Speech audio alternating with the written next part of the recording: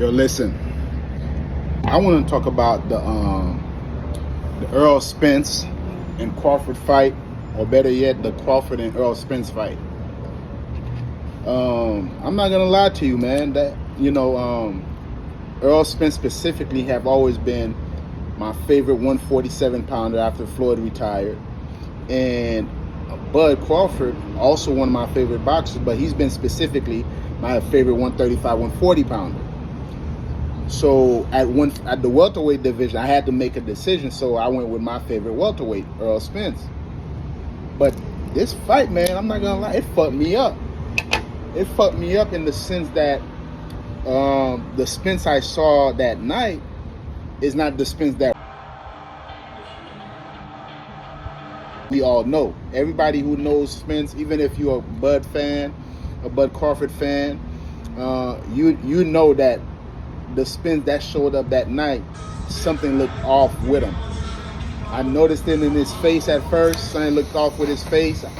All right, I ain't say nothing. And when the fight started, I started picking up like something was wrong early.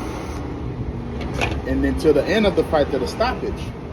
And of course, and I'm just commentating. I'm just a commentator. This is my first boxing commentating video.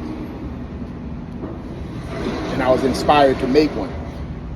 I know that Errol Spence will never come up with an excuse. That's not the type of guy he is. That's not the type of fighter he is. But as a commentator, I have to make those comments and notice these nuances for the fans. Something looked like it was wrong with Errol Spence. That's why I don't mind seeing a rematch. That's why seeing a rematch, we might see something different. It might be a trilogy. You never know. But I think we should definitely give it a chance, man. And let's see what these guys do on the run back in case something was wrong. And if Bud, and all props to Bud. Right now he's right now. Before Errol Spence was my pound for pound. Right now, Bud is my pound for pound #1 fighter right now. Let's run it back. Let's see what happens. Bud is the pound for pound #1. I give him that, and I'm still a fan of his. I love both guys, but let's see. Let's see what happens on the rematch at 154. Let me know what y'all think. Let me know your thoughts.